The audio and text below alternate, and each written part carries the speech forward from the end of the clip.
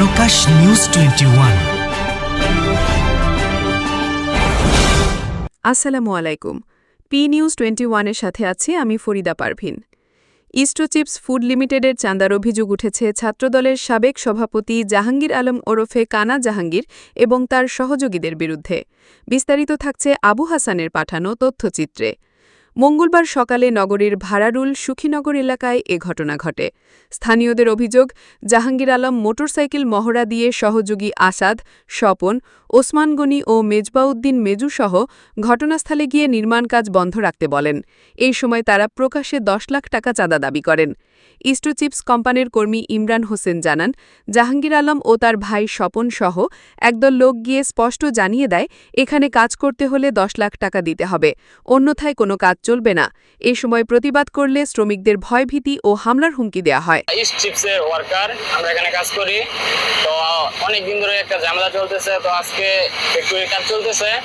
পরে ছাত্র দলের সভাপতি, সাবেক সভাপতি জাহাঙ্গীর আলম, তার বড় ভাই, পরে চলে গিয়া মেজু, ওসমান গনি, তারা আইসা আর কি চাঁদা চাইতেছে ১০ লাখ টাকা, যে চাঁদা না দিলে অফিসের কাজ বন্ধ করে দিবে।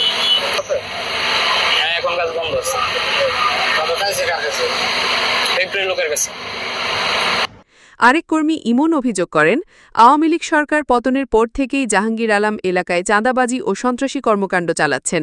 ব্যক্তিগতভাবেও তিনি তাকে বিভিন্ন সময় মামলার ভয় দেখিয়ে টাকা দাবি করেছেন। ইস্টো চিপসের আরেক কর্মী রুবিনা বলেন, তাদের পৈতৃক সম্পত্তি কোম্পানির কাছে বিক্রির পর থেকেই স্থানীয় ওসমান গনি নিয়মিত টাকা দাবি করে আসছেন। আমি ইস্ট কোম্পানিতে কাজ করি। সকালবেলায় ১০ লক্ষ টাকা চাঁদা দাবি করে এখানকার নির্মাণ কাজ চলতেছে, কাজ বন্ধ রাখছে ১০ লক্ষ টাকা দাবি। এবার সরাসরি কোম্পানির কাছ থেকেই চাঁদা দাবি করা হয়েছে।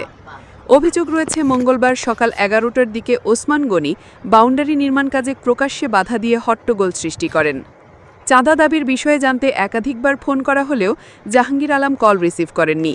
স্থানীয়দের অভিযোগ, দীর্ঘদিন ধরেই চাঁদাবাজি ও ভয়ভীতি প্রদর্শনের কারণে তারা আতঙ্কে রয়েছেন।